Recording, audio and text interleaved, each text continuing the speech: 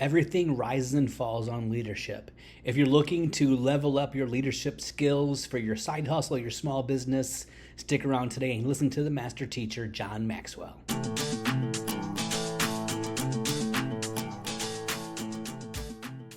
Leadership's not a noun, it's a verb. It's action, it's moving. And if we can understand how to go from level 1 to level 2 to level 3 to level 4 to up to level 5 in our leadership, we expand our leadership, we expand our influence, and we expand our effectiveness. So I'm ready to go. I know you're ready to go. Okay, here we go. Level 1, we're going to start at the very bottom level. This is where you start. This is where we all start. The bottom level is the position level. At level number 1, this is where we all start. We all start with a title. We all start with a job description. We all start with a position. Okay? And the key word at level number 1, the key word is rights, R-I-G-H-T-S, rights. In other words, people at level number 1 follow you because they have to. In other words, you're the boss, or you have a title, or you're the supervisor, and anybody that's under that person, they just basically follow that person. Now, this is the beginning of all of our leadership journey. We get a leadership position. In fact, people will come to me all the time. They'll say, John, I just became a leader last week. And when they tell me they became a leader last week, I know what they meant. They really didn't become a leader last week. What they really did is they got a leadership position last week. And by the way, the position doesn't make you a leader. I know a lot of people who have a position of leadership, but they're not a good leader. You know that too. You probably worked with them before. So the position doesn't make you a leader, but if you're a good leader, you can really make the position. But it's where we all begin. Now, the upside of level 1 is simple. It's a place where you and I get to shape and define our leadership. We get a leadership job, we become a supervisor, and now we begin to work on ourselves as a leader, and we begin to define who we are. That's kind of the upside. Now, let me give you the downside of level number 1. The downside of level number 1 is the people who follow you will give you the least amount of their energy and effort. In other words, if they're following you because they have to follow you, if they're following you because that's what they've got to do to get their paycheck, if they're following you because you have the position over them, if that's the case, they will always give you the very least of their time and of their ability and of their effort and of their mind. People don't like to have to follow people because they have to follow people. And this is a great mistake that people that have positional leadership make. They think, well, I've got the title, I've got the position, so now everybody will follow me. Well, they're following you, but they're only following you many times if you're not a good leader because they have to. It's the only way that they can get paid. Just think of this. Level number 1 is where you're going to get the very least of people's energy, effort, and mind. Let me tell you, I've seen it many times when I've gone to work with companies on leadership. You can always tell a level 1 leadership company or level number 1 leadership culture. You can always tell it because, let's say quitting time is at 5 o'clock. In level 1 positional type companies, if quitting time is at 5 o'clock, guess what? At 4:30, everybody is clearing the desk. Oh yeah, they're moving stuff out of the way because it's only 30 minutes until the highlight of their day. And so they're already starting the countdown. So they're clearing their desks because they want nothing to impede their progress when they leave the building. So they've got at 4:30 the desk starts getting cleared. At 4:45 they get away from the desk and they go around and they go to the different cubicles and they're saying their goodbyes. And they're saying, boy, it was great to be with you today and had a good time and see you tomorrow. And they're doing all that kind of stuff because, again, at 5 o'clock, the big time, at 5 o'clock, they don't want to have to be encumbered by doing relationship stuff. They want to do that on company time. You understand that. At 4:50, they're going to the restroom. Of course. You want to be sure to pee on company time. Of course, so they're over there in the restaurant. They're just, okay, now they got that and at 4:55, they're back at their desk, and they're changing shoes. They're changing their shoes. They're getting on track shoes. They're getting on, they got to get something, because at 4:57, they are in a starting position. They are counting down.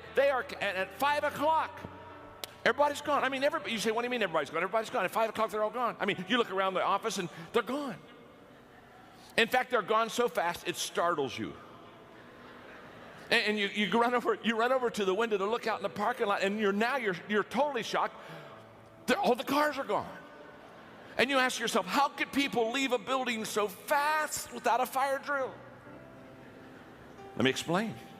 In positional companies, when people come and park in the morning, they're very careful how they park. They back their car. Yeah. They back their car in because they know at quitting time they want to be able to get a fast escape because now they're on their time. And I can promise you, you show me a positional company, a positional culture, you show me leaders that are positional in their thinking, and I will promise you every time, not all the time, every time, those people will constantly wonder, why am I not getting the best out of my people? Well, you're not getting the best out of your people because the only reason that people are following you is because you got a title.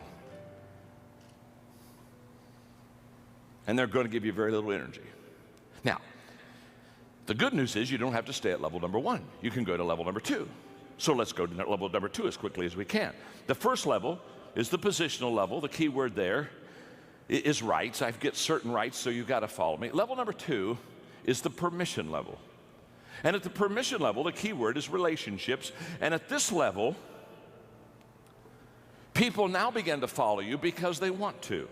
Now, there's a world of difference between following somebody because you have to and following somebody because you want to. Now, what happened between levels 1 and 2? Well, what's happened is you've connected with your people. You've not only connected with them, but relationally, they like you and you like them, and you've got to know each other. And so now in this work environment, they're not following you just because you are a supervisor.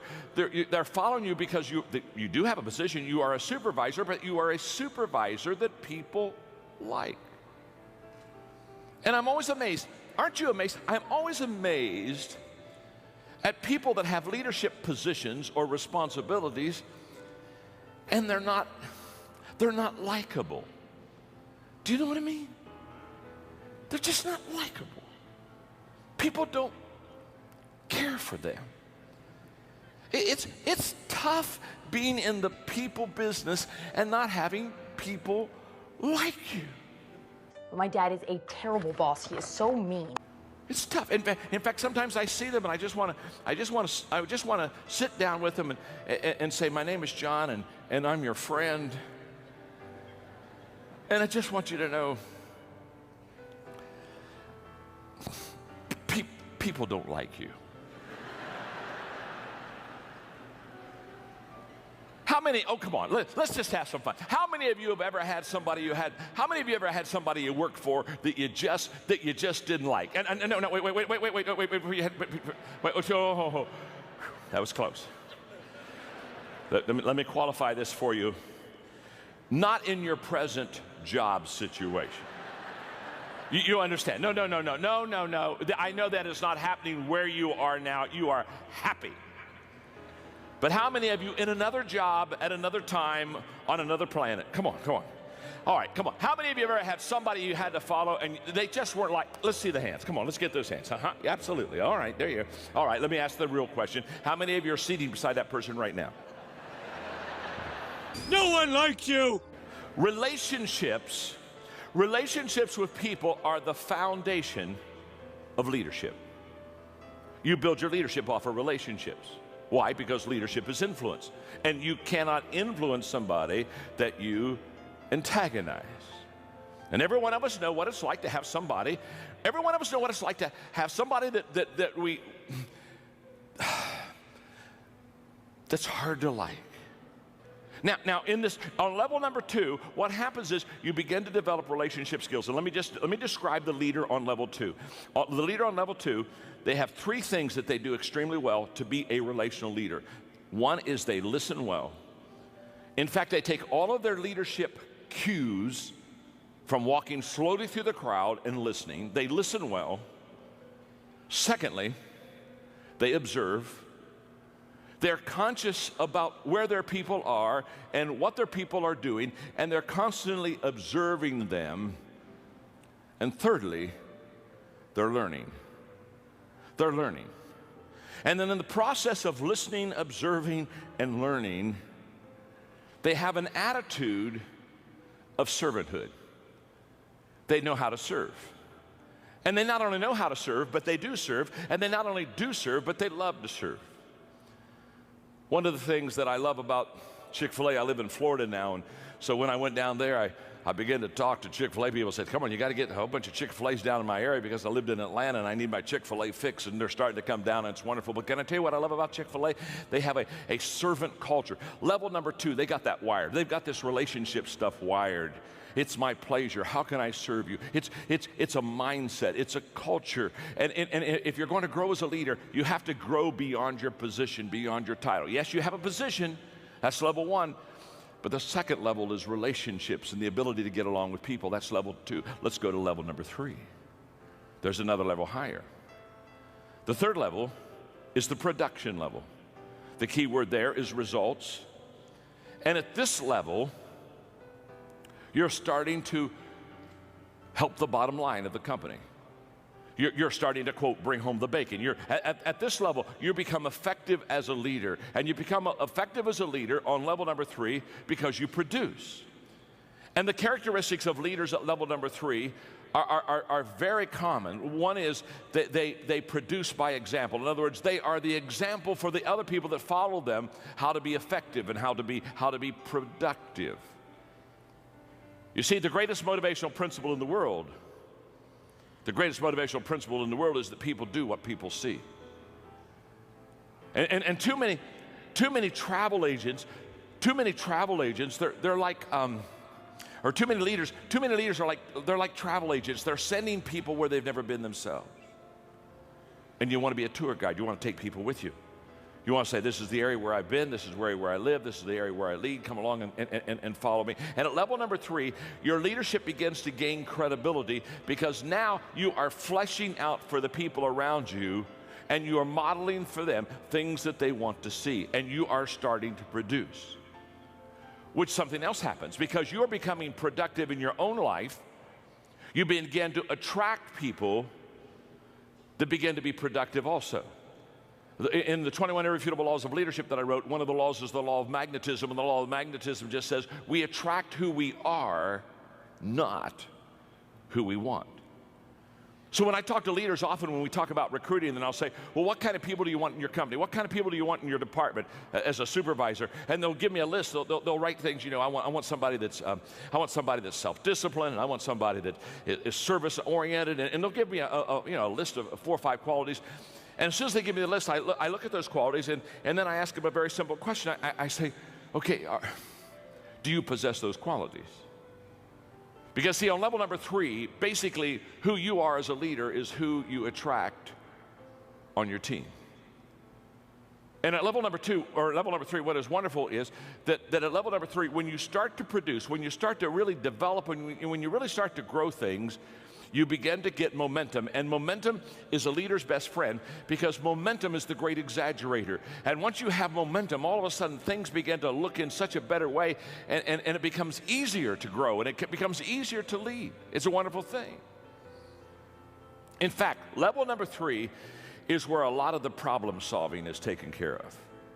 You see, managers, they try to solve problems where leaders try to create momentum, because leaders know that if they create momentum, they'll solve 80% of their problems with momentum. You see, momentum is a problem solver.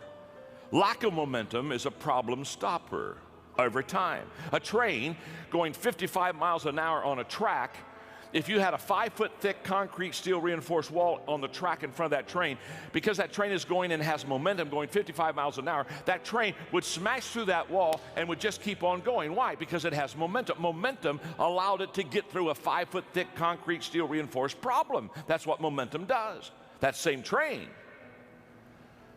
not moving at all, stopped dead on the track. No momentum. If you put a 1-inch block in front of the driving wheels of that train, just a 1-inch block, that train can't even get started. Now, isn't it interesting? Same train that smashed through a 5-foot thick concrete steel reinforced wall because it had momentum, that same train without momentum can't even get going with a 1-inch block, can't even get going. It has no momentum. In fact, that's why I tell people many times that when they look at the problems they have in their organization, your problem is not your problem. The problem is they think the problem is the problem, and so therefore they concentrate on a problem that's not a problem, and now that the problem it isn't a problem has become a problem, not because it was a problem, but the problem was they didn't know it wasn't a problem, and so now they're concentrating on a problem that wasn't a problem, and now they've got a problem not because they had a problem, but the problem has become a problem because they didn't know that it wasn't a problem, and so they got a problem. Truly, you have a dizzying intellect. And momentum and level 3 leadership will take care of 80% of all the problems in an organization. It happens for sports, it happens for business, it happens in government. Momentum is a leader's best friend. It happens at level number 3. You got to get to level number 3 to get that mo going. Okay, let's go to level number 4. Level number 4 is the people development level. This is what I live for, this is what I strive for, this is what excites me. Something magical happens when you begin to understand the most appreciable asset you have in any organization is the people of that organization. And you begin to commit yourself to developing the people within that organization, because how do you grow a company? You grow a company by growing people. And when you grow them, they increase their capacity. When they increase their capacity, they begin to increase the capacity of what you can do and what you can accomplish. Let me just share with you quickly 3 thoughts on developing people, just very quickly. Number 1 is the key to developing leaders, and the key to developing good people is in recruitment. The better person you bring in the door, the higher odds you can do well with them. I remember having lunch one time with Lou Holtz, and Lou Holtz said, John, I've had bad players on my football team, and I've had good players on my football team. And he said, just to be honest with you, I'm a better coach with good players. Of course he is. Of course he is. Let me say something. 80% of your success of equipping people to be successful is in the front door on who you bring in. I wish I had time to develop that for you, because what happens is, unless you and I have a clear picture of what we're looking for, we don't know when we see it. Happens all the time. People come to me and say, John, I'm looking for some leaders for my company. What do you suggest? The first question I ask is, what does the leader look like? Give me the characteristics, give me the qualities. Please paint a picture for me. What does that leader look like? Because you've got to have that clear picture so that when you see that person, you know that they're one that you want. Recruitment is key. Number 2 is positioning. The ability not only to bring the right person in the front door, but also to put him in the right place, as Collins would say, get him on the bus, get him on the right seat. And position is huge. And what I've discovered is that successful people have always positioned themselves well. When you see a successful person, they're successful because what they have done is they've found their strength zone and they've found their niche, and they stay right in that sweet spot, and they just work that sweet spot. You've never heard anybody be in an interview that was successful that you came up and you interviewed them and they said, well, the secret of my success is that I've never discovered what I was good at. Or the secret of my success is I've always worked on, I've just worked in my weakness. No, they're always in their strength. They've already discovered what they're good at. Now, successful people have discovered what they're good at. Successful leaders discover what other people are good at. Successful people position themselves well. Successful leader position the other people well. And at level number 4, that's exactly what happened. The leader is always looking at the people, observing, watching. Just like last week, I went back to my first school. I graduated from Ohio Christian University in a little town in Circleville, Ohio, and we had a wonderful time. We laughed and talked and told stories for 2 hours, and Coach Neff, our basketball coach, he came back. I hadn't seen him for years. And when I saw him, I thought of myself, and I thought of back in those scrimmages in basketball, because the first scrimmage every year, Coach Neff would take the first team, and he'd say, now I'm going to let you play the second team, but there's one condition. The first team is not going to play their position. And he'd take Doug Roth, who was 6'8", and put him out at point guard. I remember he stuck me one year under center, and he put all the first team players out of position on offense. But he let the second team play in their position. And the second team always beat us in the scrimmage. Why'd they always beat us? Because, and then he would stop and he'd say, let me just explain something to you. No matter how talented you are, if you're out of position, you'll never reach your potential. What was Coach Neff teaching us? He was coaching us, and he was teaching us that it's key to get positionally correct. And it's also, as a leader, key to get your people in the right position. And at level number 4, that's what happens. At level number 4, you recruit well, you position well, and then you equip well. Now you take them and say, okay, I understand what their strength zone is. I understand what their giftedness is. Now I'm going to equip them. I'm going to come alongside of them, and I'm going to develop them, and I'm going to train them.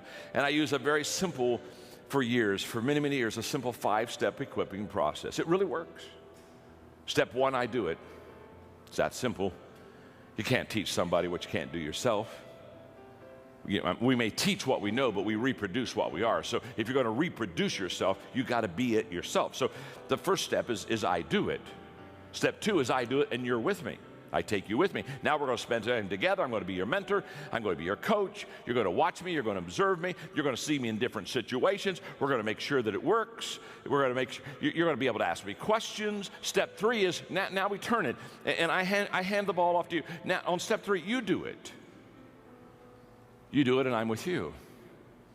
Now I'm watching you, and I'm tweaking you, and I'm helping you to get better, and I'm just really fine-tuning you.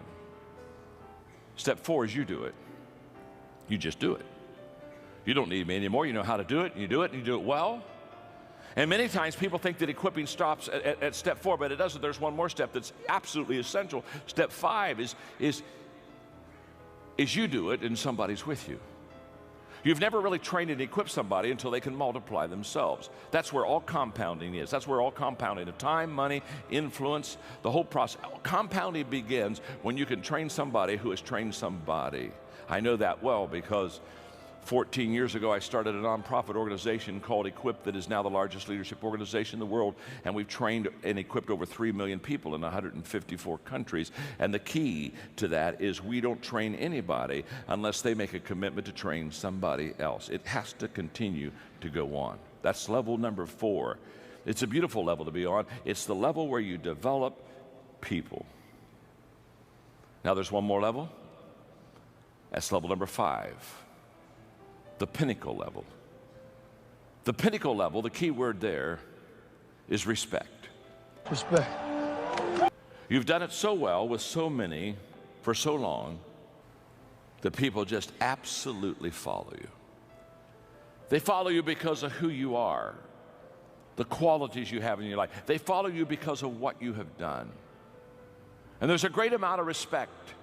And it takes a long time to get to level number 5. Most of us aren't there.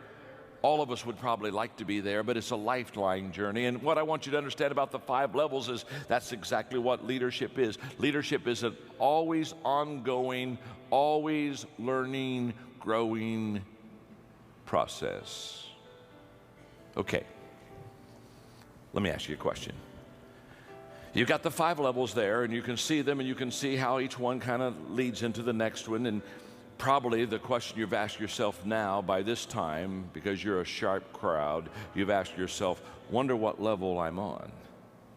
Am I on level 1, or am I on level 3? Am I on level 4? You've already done that. I know you have. That's what I would be doing if I'd be sitting there. I'd be saying, okay, where are you, Maxwell? And if you ask that question and you kind of go deep in that question, you're going to get a little frustrated because you know what you're going to discover? You're going to discover that you're not on the same level with everybody. That with somebody, you're maybe on level 2. With somebody else, you may be on level 4. Isn't that true? If somebody new came in the company, you're on level 1 with them. And what you're going to discover is that you're on different levels with different people. Now, I wish I had an hour to teach this whole process, but here's what I want you to understand. Here's your assignment, very simple. Take the people that you lead, put their names down, and ask yourself a simple question. What level am I on with that person? Do your best to kind of put a number there, and I know it can kind of bleed together, so it's not quite an exact science, but do your best shot, because after you know what level you're on with each one of your people, then you're going to know specifically how to lead them. Now, here's the key. Whenever you try to cast vision with people in your organization, in your department, they don't see you based upon who you are as a person or as a leader. They see you through the 5 levels grid. And a person on level 1, when you talk about a vision, a person on level 1 sees you entirely different than a person on level number 4. The commitment level is much higher the higher you go with your people. So therefore, when you cast a vision or when you lay it out for your people and say, this is where we want to go, just understand it may be the same company, it may be in the same building, it may be the same time, it may be the same speech, but the reactions are going to be different. And the reactions are going to be different because they're on different levels with you. So take the notes, study them, apply them to your life, begin to be a student of the 5 levels of leadership. And I wish you well, because leadership is influence. Always has been, always will be. And within you, you have the power to increase that influence. God bless. Thank you very much. I was introduced to John Maxwell's teaching long before I was managing people or leading a business. And when I was still a individual contributor, I just latched on to his books, the Developing the Leader Within You, Developing Leaders Around You, Failing Forward, all those books, and then the 21 Irrefutable Laws of Leadership. Those were just life-changing books for me. And I just love this lesson here, the 5 levels of leadership. It was one that I took to heart when I was young to find out where I was and how I could help others grow those levels. And I just think this stuff is fantastic. So if you're a side hustler, small business owner, or you manage a team and you've not heard of this guy before, I would just encourage you to go through some of his old stuff. You could probably find his books at a used bookstore. They're fantastic. They're easy to read. They're accessible. And most importantly, they're actually doable. So I hope this video has been a blessing to you. If it has, please like, subscribe, share, comment. And I will see you soon with a new video. Until then, I dare you to profit so that you can practice and promote radical, revolutionary generosity. Blessings.